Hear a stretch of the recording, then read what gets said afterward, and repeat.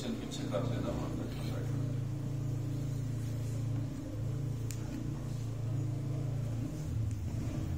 قرآن کھول لیں. یہ درس نہیں ہوتا، یہ سبق ہوتا ہے. سیکھنا ہوتا ہے تو قرآن سے دیکھنا ضروری ہے.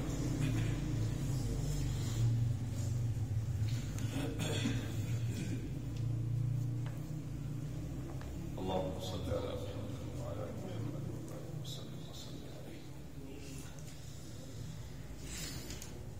ہمارے یہ ابتدائی اسباق جو درس قرآن کی شکل میں آپ کے سامنے پیش کیے جا رہے، فی الحال ہمارا جو موضوع چل رہا ہے بنیادی طور پر وہ توحید باری تعالی ہے. اس کے ضروری کچھ پہلو میں شروع میں ہی عرض کرنا چاہتا ہوں، اور پھر اس کے بعد انشاءاللہ دیگر چیزوں کو بھی ساتھ شامل کریں گے، جس میں عبادات ہیں، معاملات ہیں، اخلاقیات ہیں.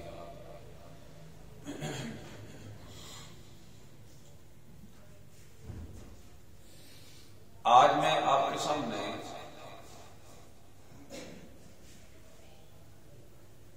عبادت کی کچھ مزید شکلیں آپ کے سامنے قرآن سے پیش کروں گا. عبادت کی کئی صورتیں، قسمیں آپ کہہ لیں، کئی قسمیں جن کی طرف عموماً خیال نہیں ہوتا. جیسا کہ کل میں نے ایک بتائی کہ ڈر اور خوف صرف اللہ کو ہونا چاہیے.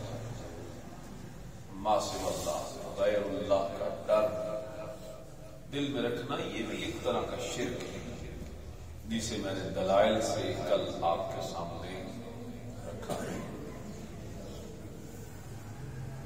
اور آپ یہ سمجھتے ہیں کہ شرک جو ہے یہ بالکل قابل قبول نہیں، یہ عملوں کو ضائع کرتا ہے. یہ چھوٹے بچے یہاں سے اٹھو، پیچھے اٹھو. عبداللہ، عمر، آپ بیٹھو، اگلے دو، پچھلے دو ادھر آ جائے. حنان ادھر آ گیا، مل کے نہ بیٹھتے رہو، تنگ کرتے ہو.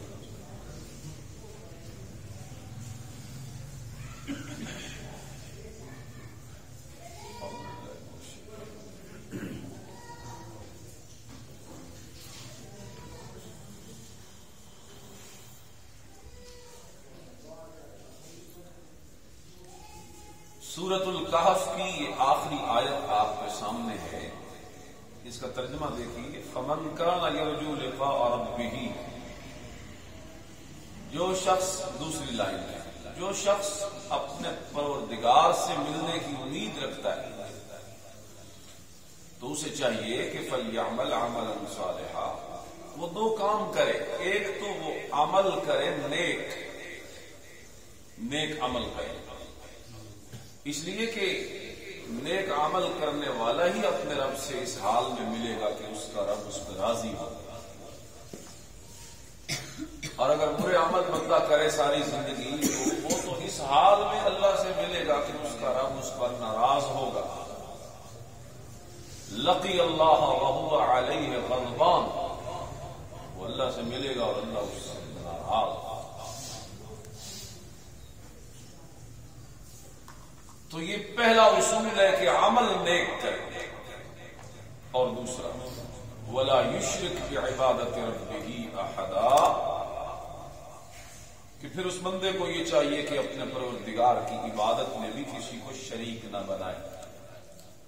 دیکھیں ترجمے میں لفظ عبادت اور آیت میں بھی لفظ عبادت، یہ کس چیز کی نشاندہی کر رہا ہے کہ لا یشرک بعبادت ربہ. یہ نہیں کہا کہ لا یشرک بربہ احدا، اس لیے کہ اگر درمیان سے عبادت کا لفظ نکال کر صرف لا یشرک بربہ ہی کہا جائے تو یہ کون سی توحید ہے؟ توحید ربوبیت، رب والی توحید. تو اس میں شرک کی بات نہیں کی، اس میں وہ لوگ شرک کے قائل ہی نہیں تھے. وہ جس چیز میں شرک کے قائل تھے وہ تھی توحید الوہیت. اس میں وہ شرک کرتے تھے کہ اللہ کے علاوہ اوروں کی عبادت کرتے تھے. تو جس چیز میں وہ شرک کرتے تھے نا، روکا بھی اسی چیز میں گیا. لا یشرک بہ عبادت ربی احدا، عبادت الوہیت ایک چیز ہے. تو یہ ایک بنیاد میں نے آپ کو شروع میں دکھائی ہے بطور تمہید کے کہ عبادت کوئی سی بھی ہو اس میں اللہ کا شریک کوئی نہیں ہونا چاہیے. عموماً ہم آپ کو سکھاتے سمجھاتے ہیں تقریروں میں درسوں میں کہ عبادت 3 طرح کی ہوتی ہے، بدن سے یا مال سے یا زبان سے. مشہور عبادت کی یہی 3 قسمیں، بدن سے یا مال سے یا زبان سے. بدن سے جیسے نماز پوری عبادت ہے، اس میں رکوع ہے، سجدہ ہے، قیام ہے، قعود ہے، اٹھنا بیٹھنا، جتنا بدن کی حرکتیں سب اللہ کی عبادت ہو رہی ہیں. اسی طرح زبان کی عبادت بھی نماز میں ہے کہ ہم پڑھتے بھی رہتے ہیں ساتھ ساتھ، کبھی ثنا، کبھی فاتحہ، کبھی سبحان ربی العظیم، کبھی سبحان ربی الاعلی، کبھی التحیات، کبھی دعائیں. تو یہ دونوں طرح کی عبادت جمع ہے نماز میں، بدن کی بھی اور زبان کی بھی اکٹھی عبادت نماز میں. تیسری ہے مال کی عبادت، جو کہ قربانی میں ہے، صدقے خیرات میں ہے، نظر و نیاز میں ہے. تو اس کا ذکر جو ہے قرآن کرتا ہے کہ وہ بھی صرف اللہ کے لیے ہو. مال کی عبادت میں بھی اللہ کا کوئی شریک نہ ہو. تو یہ تو مشہور ہے، میں پہلے بھی ان کے اشارے پچھلے 1-2 درسوں میں کر چکا ہوں. آج میں کچھ مزید جو نئے الفاظ جس کے لیے استعمال ہم کریں گے، بلکہ قرآن میں وہ مذکور ہے، بس اس کی طرف دھیان نہیں ہوتا کہ وہ بھی عبادت ہے نا. یہ تو نہیں نا کہ صرف سجدہ عبادت ہے، جیسا کہ کل میں نے بتایا خوف، اللہ سے ڈرنا، عموماً اس کی طرف دھیان نہیں ہوتا. حالانکہ صرف اللہ کا ڈر یہ توحید ہے، اور اللہ کے علاوہ غیر اللہ کا ڈر یہ شرک ہے. خوف صرف اللہ کا، فلا تخافوهم وخافون ان کنتم مؤمنین. تبھی خوف کی بات نہیں، وہ تو بشری تقاضا ہے. کسی درندے سے یا کسی زہریلے جانور سے ڈرنا یا دشمن کا خوف دل میں آ جانا. سیدنا موسیٰ علیہ السلام ڈرے، سیدنا ابراہیم علیہ السلام ان مہمانوں سے ڈر گئے جو کھانا نہیں کھا رہے تھے. تو وہ طبی چیز ہے، اس کی بات نہیں. وہ ڈر جو کسی خفیہ سبب کے تحت ہو، جس کا سبب ظاہری کوئی نہ ہو، خوف سری، یہ صرف اللہ کا ہونا چاہیے. اسی طرح آج ہم پڑھنا چاہتے ہیں، اس کے لیے آپ حوالہ کو لیں گے سورۃ البقرہ کا، اور اس کی آیت نمبر ہے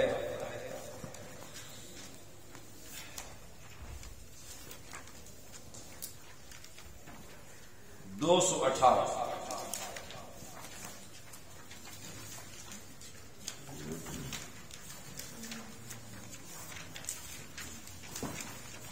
صفحہ نمبر نکالیں آپ جی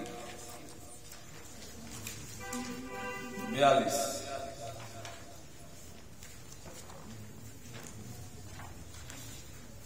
بلکہ 43 صفحہ.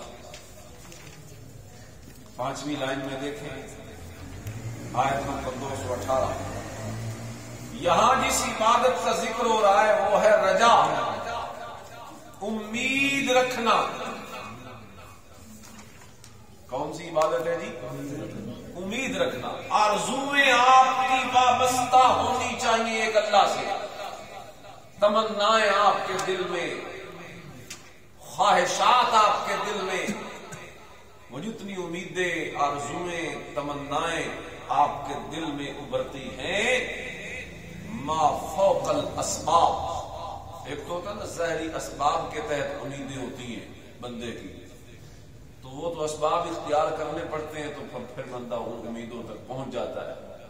جیسا کہ کوئی ڈاکٹر بننا چاہے تو پھر اسے کورس کرنا پڑے گا، تو اس کی امید پوری ہو جائے گی، تمنا دل کی۔ کوئی فوجی بننا چاہتا ہے تو وہ مطلوبہ قوائف پورے کرے اور اپلائی کرے تو ہو سکتا ہے وہ اپنے مقصد تک پہنچ جائے۔ کوئی عالم بننا چاہتا ہے تو وہ مدرسے میں داخلہ لے، 8 سال کا کورس مکمل کرے تو انشاءاللہ اللہ اسے علم دین نصیب کرے گا۔ یہ اسباب ہے، یہ اس کی بات نہیں کر رہا۔ ما فوق الاسباب، وہ آرزویں اور امیدیں جو آپ کے دل میں ابھرتی ہیں، اور اسباب آپ کے پاس کوئی نہیں ان امیدوں کے، لیکن دل میں آپ کے خواہشیں ہیں کہ مجھے یہ بھی مل جائے، یہ بھی مل جائے، یہ بھی مل جائے، فلانی چیز بھی مل جائے، دنیا میں مال مل جائے، عزت مل جائے، دولت مل جائے، اچھی شہرت مل جائے، نیک نامی مل جائے، مجھے اولاد مل جائے، مجھے بیٹا مل جائے، میرا رزق وسیع ہو جائے، میرا کھلا گھر مل جائے۔ آپ کے دل میں امید تو ہے لیکن آپ کے پاس سبب اسباب وسائل نہیں ہے۔ یا آخرت کی امیدیں، اللہ مجھے معاف کر دے، میری عاقبت اچھی ہو جائے، میری آخرت اچھی ہو جائے، مجھے جنت مل جائے، مجھے اللہ کی رضا مل جائے، مجھے عرش کا سایہ مل جائے، مجھے نبی پاک صلی اللہ علیہ وسلم کی صحبت مل جائے، جنت میں آپ کی رفاقت مل جائے۔ یہ جو آرزویں ہیں، آپ کے دل کی تمنائیں ہیں، جو آپ دل ہی دل میں لے کر بعض اوقات دنیا سے انسان رخصت ہو جاتا ہے، یہ جو ما فوق الاسباب امیدیں اور تمنائیں ہیں نا، یہ صرف کس سے ہونی چاہیے؟ یہ عبادت ہے۔ آرزوؤں اور تمناؤں اور امیدوں میں محور آپ کی امیدوں کا ایک اللہ، یہ عبادت ہے۔ آیت آپ کے سامنے، دلیل اس کی سورۃ البقرہ آیت نمبر 218، ان الذین آمنوا، جو لوگ ایمان لائے، والذین ہاجروا وجاہدوا فی سبیل اللہ، اور اللہ کے لیے وطن چھوڑ گئے، ہجرت کی، اور کفار سے جنگ کرتے رہے، مجاہد، جاہد، یعنی اللہ یہاں پہ ان مومنوں اور مجاہدوں کی، مہاجروں کی صفت بتاتا ہے جن کا جینا مرنا اللہ کے نام پر۔ اللہ فرماتے ہیں اولئک یرجون رحمت اللہ،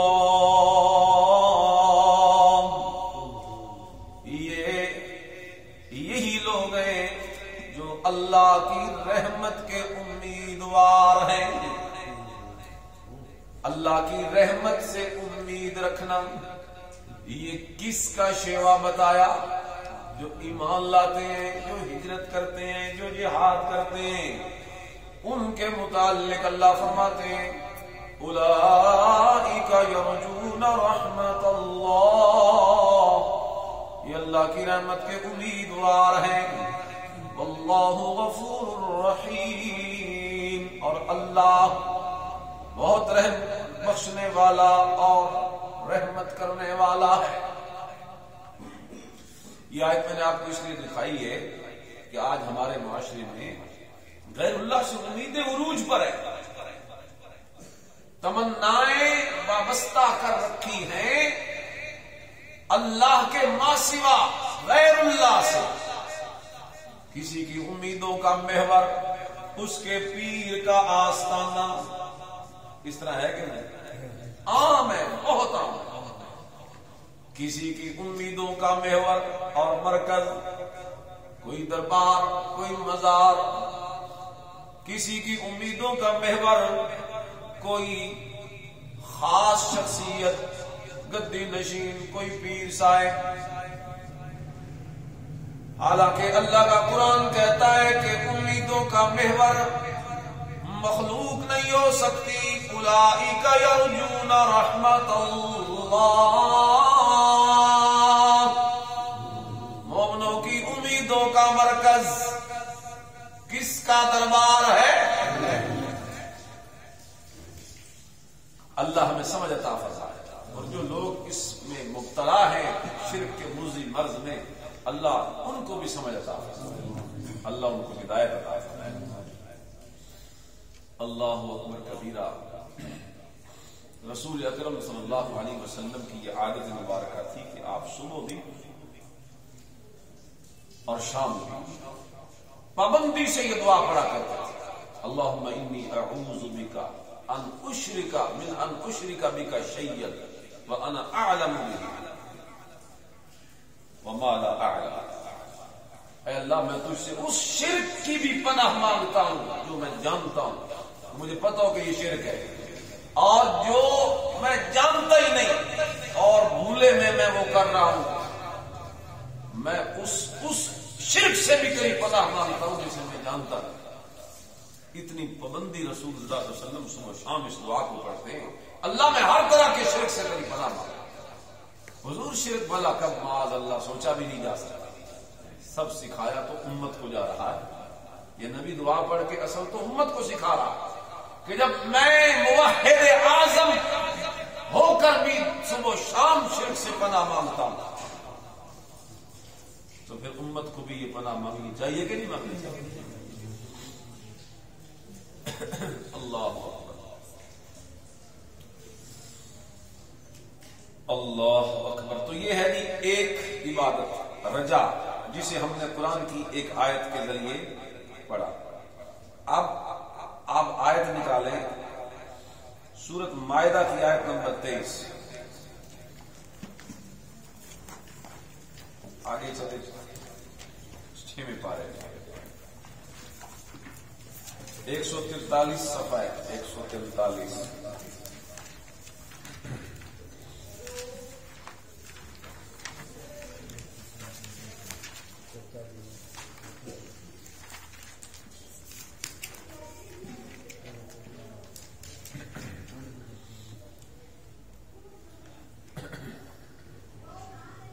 یہاں ذکر ہے جی سیدنا موسیٰ علیہ السلام کا،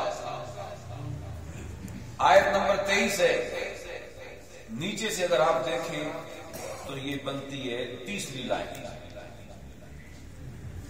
اور اس عبادت کا نام ہے توکل۔ وہ جو پہلے بتائی وہ تھی امید، اور اب اس عبادت کا نام کیا ہے؟ توکل، اعتماد، جسے ہم اپنی بولی میں کہتے ہیں بھروسہ۔ قرآن کیا کہتا ہے؟ فرمایا وعلی اللہ فتوکلوا ان کنتم مؤمنین، اور اللہ ہی پہ بھروسہ رکھو اگر تم مومن ہو، یعنی اگر تم مومن ہو تو پھر مومن تو بھروسہ اللہ پہ ہی رکھتا ہے۔ پیچھے اصل وہ واقعہ ہے، موسیٰ علیہ السلام نے اپنی قوم سے کہتے تھے، 4تھی لائن دیکھیں نا، یا قوم ادخلوا الارض المقدسة التي كتب الله لكم ولا ترتدوا على ادباركم فتنقلبوا خاسرين۔ حضرت موسیٰ علیہ السلام اپنی قوم سے کہتے تھے، اے میرے بھائیو، اے میری قوم کے لوگوں، داخل ہو جاؤ اس ارض مقدسہ میں، یعنی ملک شام میں، فلسطین میں۔ یہ جو فلسطین ہے ملک شام، ملک شام میں یہ شامل ہے فلسطین۔ ملک شام میں 4 ملک شامل ہیں، اردن، لبنان، شام اور فلسطین۔ یہ چاروں رسول اللہ صلی اللہ علیہ وسلم کے دور میں شام ہوا کرتا تھا، اب یہ 4 ملکوں میں تقسیم ہو چکا۔ تو اپنی قوم کو کہتے ہیں کہ اس ارض مقدسہ میں داخل ہو جاؤ، التی کتب اللہ لکم، جسے اللہ نے تمہارے لیے لکھ رکھا ہے، یعنی اس ارض مقدسہ کا حاصل کرنا یہ اللہ کی نعمت ہے۔ اور یہ ارض مقدسہ شروع ہی سے یہ زمین کا وہ ٹکڑا ہے جو اللہ نے بابرکت بنایا ہے، جیسا کہ یہاں مقدس کہہ دیا، مقدسہ یعنی پاک، یہ وہ ٹکڑا ہے زمین کا جو پاکیزہ ہے، شرک کی نجاستوں سے بھی پاک ہے اور دیگر آلودگیوں سے بھی پاک ہے۔ تو آگے سے قوم کہتی تھی، یا موسیٰ ان فیہا قوما جبارین، اے موسیٰ وہاں تو بڑے زبردست لوگ رہتے ہیں، وہ ہماری کھال ادھیڑ دیں گے، ہمیں مار ڈالیں گے، ہم تو نہیں جاتے اندر۔ اِنَّا لَن نَّدْخُلَهَا حَتَّىٰ يَخْرُجُوا مِنْهَا، جب تک کوئی سرزمین سے نکل نہ جائے ہم وہاں جا نہیں سکتے۔ فَإِن يَخْرُجُوا مِنْهَا فَإِنَّا دَاخِلُونَ، اگر وہ وہاں سے نکل جائیں تو ہم جا داخل ہوں گے۔ اللہ۔ اور موسیٰ علیہ السلام انہیں سمجھاتے تھے، اوے تم داخل تو ہو وہ، قال رجلان من الذين يخافون انعم الله عليهم ادخلوا عليهم الباب فاذا دخلتموه فانكم غالبون وعلى الله فتوكلوا ان كنتم مؤمنين۔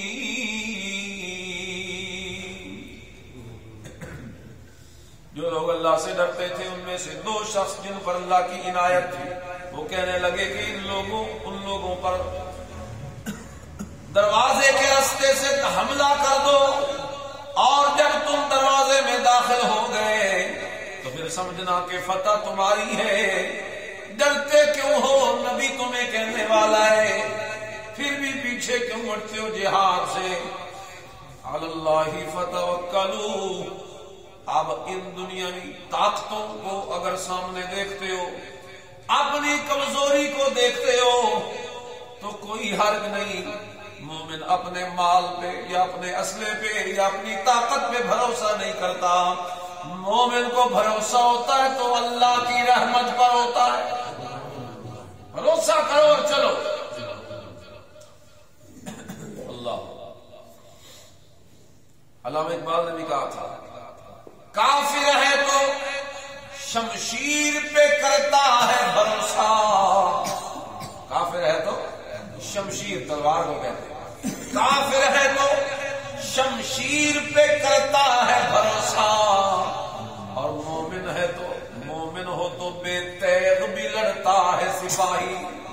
مومن تو تلوار نہ بھی ہو لیکن اس کے پاس اندر جو ایمان کی پاور ہوتی ہے وہ اسے اتنا جری اور طاقتور اور نڈر اور بے باک کر دیتی ہے، وہ طاقت کہ دنیا کی بڑی سے بڑی طاقت بھی اس کے سامنے کوئی شے اسے نظر ہے۔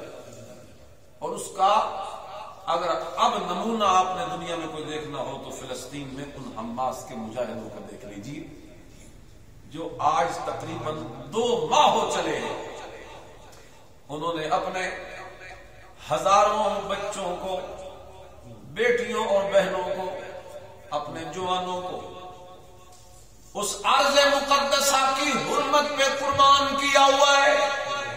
دن بدن ان کے شہداء کی تعداد بڑھتی جا رہی ہے، اسلحہ ان کے پاس نہیں۔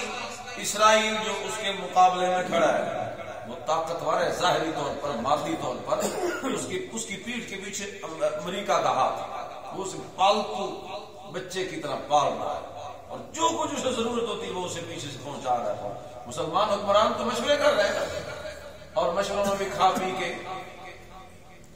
گھروں گھر سے کوئی خاص اعلامیہ یا کوئی خاص ایسا کوئی مضبوط طاقتور عملی اقدام ان مسلمان حکمرانوں سے کچھ ہو نہیں رہا۔ وہ جیسے میں نے کل آپ کو واقعہ سنایا تھا نا، وہ ابو سفیان کا،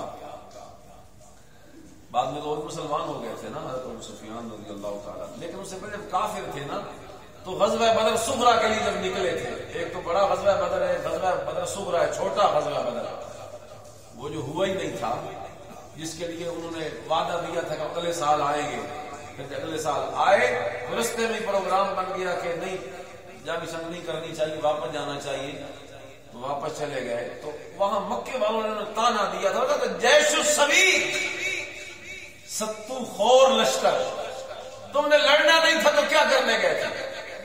ایسے ہی کھا کھا کے اور پی پی کے واپس آ گئے۔ تو یہ بھی اسی طرح ہے، یہ میٹنگیں کرتے ہیں، کبھی کوئی اجلاس ہو رہا ہے، کبھی کوئی اجلاس ہو رہا ہے، لیکن یہ ستو خور لشکر ہے، کھا پی کے دعوتیں اڑا کے سیلفیاں لے کے دنیا کے سامنے آ کر، اور پھر یہ گھروں گھر کوئی عملی اقدام نہیں، کوئی کچھ نہیں، لیکن وہ نہتھے مسلمان لڑ رہے ہیں۔ اور یہ نہیں کہ کوئی ان کو شکست ہو، بندے تو مرتے رہتے ہیں۔ آگے مسجد اقصی ہے، آگے قبلہ اول ہے، ایک 10-15,000 20,000 جانے چلی گئی تو کوئی حرج نہیں. آگے مقصد اتنا اونچا ہے، آگے زمین وہ ہے، وہ عرض مقدسہ ہے جو نبیوں کا مسکن، نبیوں کا وہ وطن ہے، ملک شام، ارض الانبیاء جسے کہا گیا، نبیوں کی سرزمین. سیدنا موسیٰ علیہ السلام کا تعلق اسی سرزمین سے، سیدنا عیسیٰ علیہ السلام کی پیدائش اسی سرزمین پہ، سیدنا سلیمان علیہ السلام کی شاہی اسی سرزمین پہ، سیدنا داؤد علیہ السلام کا معبد خانہ اسی سرزمین پہ، ہمارے نبی صلی اللہ علیہ وسلم معراج والی رات اسی سرزمین پہ.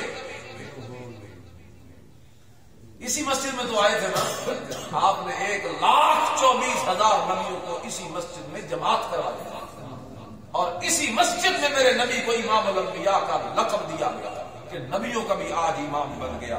پہلے تو ساری کائنات کے عام لوگوں کا امام تھا، آج اللہ نے نبیوں کا بھی امام بنا. تو یہ وہ سرزمین ہے اور کوئی ان کو شکست نہیں ہو رہے. الحمدللہ وہ بڑے بھرپور نفع کا سودا کر رہے ہیں. انہوں نے اس بڑی مضبوط قسم کی پاور اور طاقت اسرائیل کی چولہے ہلا کے رکھ دی ہے.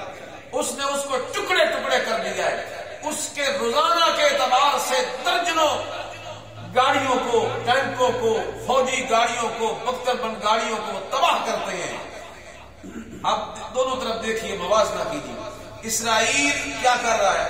وہ نہتھے شہریوں کو قتل کر رہا ہے، جن پہ وہ بمباری کر رہا ہے صبح سے شام، شام سے صبح. وہ تو گھر میں رہنے والے عام شہری ہیں جن کے پاس کوئی شے ہی نہیں، تو ان کو مارنا کون سی بہادری ہے؟ اوپر سے ایک بندہ آئے جہاز سے بم پھینک کے چلا جائے گھر واپس اور وہاں پورے خاندان کو شہید کر دے، یہ کون سی بہادری ہے؟ وہ تو پاگل ہوا جا رہا ہے غصے میں اور اپنا غصہ نکالنے کے لیے بچوں کو، شہریوں کو، عورتوں کو مار رہا ہے. جبکہ مجاہدین کیا کر رہے ہیں؟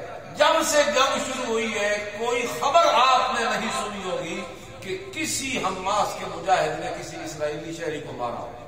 نا نا نا نا، یہ مار رہے ہیں ان کے جرنیلوں کو، یہ مار رہے ہیں ان کے بڑے بڑے فوجی افسروں کو، یہ مار رہے ہیں ان کے ایٹمی سائنسدانوں کو، چن چن کر بندے مار رہے ہیں. اور یہ تباہ کر رہے ہیں ان کی فوجی گاڑیوں کو، یہ تباہ کر رہے ہیں ان کے ٹینکوں کو، یہ تباہ کر رہے ہیں ان کے ایٹمی پلانٹ کے اس شہر پر وہ حملے کرتے ہیں، میزائل داغتے ہیں.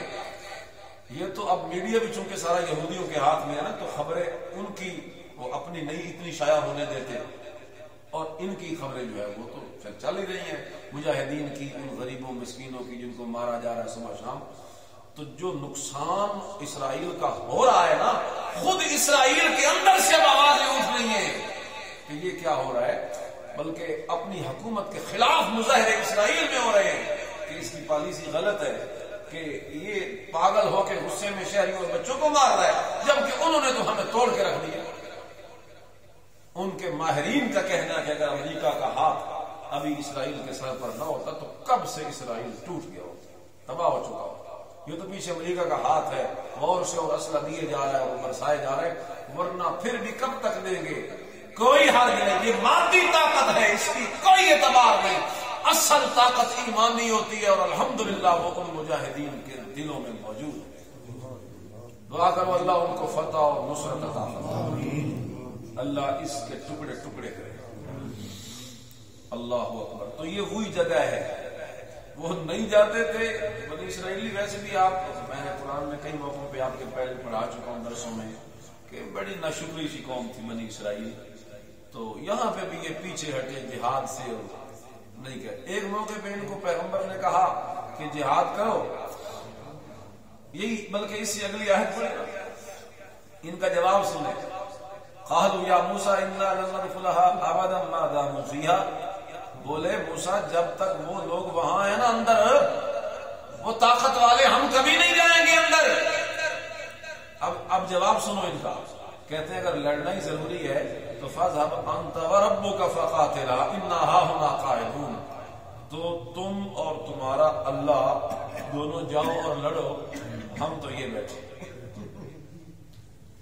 یہ بنی اسرائیلی اور میرے نبی علیہ السلام کے صحابہ، ادھر سے اعلان جہاد ہوا، اور ادھر سے حضرت حنظلہ رضی اللہ تعالیٰ عنہ کی شادی ہوئی اسی دن، اور پہلی رات اپنی بیوی کے پاس،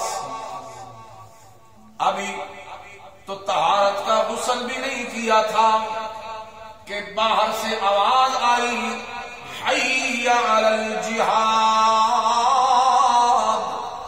آؤ جہاد کی طرف۔ محمد عربی صلی اللہ علیہ وسلم کا بلاوا آ گیا، بلکہ اس کے رب کا بلاوا آ گیا۔ تو حضرت حنظلہ نے اپنی بیوی کو چھوڑا۔ کون چھوڑتا ہے؟ یہ موقع ہوتے ہیں بھلا ساری زندگی کے لیے جس موقع کا انتظار کرتا ہے نوجوان، اس موقع کو چھوڑا اور اللہ کے دین پر اور اللہ کے رستے پہ قربان کر دیا۔ جا کے لڑے اور لڑتے لڑتے وہی شہید ہو گئے۔ بعد میں لاشیں اکٹھی کی گئی مجاہدین کی، تو حنظلہ کی لاش نہیں مل رہی، حنظلہ کی لاش ہی نہیں مل رہی۔ صحابہ کہتے ہیں رسول اللہ لاش ہی نہیں مل رہی۔ تھوڑی دیر کے بعد جو ملی اللہ، تو اللہ نے اپنے محبوب کو پردے ہٹا کے دکھایا، لاش نہیں مل رہی، تو اللہ نے اپنے محبوب کو پردے ہٹا کے دکھایا کہ یہ دیکھ میرا نبی جس نوجوان نے اپنی خواہش کو میرے دین کے اوپر قربان کیا تھا، میں نے اس کو کتنا اعزاز دیا کہ اسے غسل دینے کے لیے فرشتے اسے لے گئے اور فرشتے اس کو غسل دے رہے، اور جب لایا گیا تو ابھی پانی کے قطرے اس کے بالوں سے ٹپک رہے تھے۔ غسیل الملائکہ ان کا لقب ہے، وہ حنظلہ جسے فرشتوں نے غسل دیا۔ سبحان، تو یہ میرے نبی کے صحابہ ہیں کہ یہ جہاد کے اعلان پر اپنا گھر بار اور اپنی بڑی خواہش بھی چھوڑ دیتے ہیں، اور وہ بنی اسرائیلی تھے جو کہتے تھے یا خود لڑ اپنے اللہ کو لے جا، ہم تو نہیں لڑتے۔ یہ فرق ہے ان کے ساتھیوں میں اور میرے نبی کے ساتھی۔ بہرحال اس واقعے میں اور بھی کچھ فائدے کی باتیں آ گئی ہیں۔ اصل کہنا تو میں یہ چاہتا تھا کہ یہاں ایک عبادت بتائی گئی، اور وہ کون سی عبادت ہے؟ توکل۔ بولو کون سی عبادت ہے؟ توکل صرف اللہ پہ کرنا ہے۔ اور یہ سنیے، ما تحت الاسباب جو کام ہے نا، ان میں بھی توکل اللہ پہ کرنا ہے۔ یہ نہیں کہ دکان ہے تو آپ کہیں دکان ہی سب کچھ دے گی، اسباب کے طور پہ چلائے دکان، لیکن بھروسہ کس پہ رکھے؟ ہاں، یہ ما فوق الاسباب بھی اور ما، دونوں میں توکل اللہ پہ ہونا چاہیے۔ نوکری سے، کاروبار سے، ملازمت سے، عہدے سے، دکان سے کبھی امید وابستہ نہ کی جائے۔ اختیار بے شک کرو، سبب کو اختیار کرنا توکل کے خلاف نہیں، لیکن توکل اللہ پہ ہونا چاہیے۔ ایک صحابی آیا اور اس نے اپنے اونٹ کو باندھا نہیں، نبی علیہ السلام سے کہنے لگا میں نے ایسے ہی باہر کھڑا کر دیا، کیوں نہیں باندھا؟ کہنے لگا توکل علی اللہ، میں اللہ پہ توکل کر رہا ہوں۔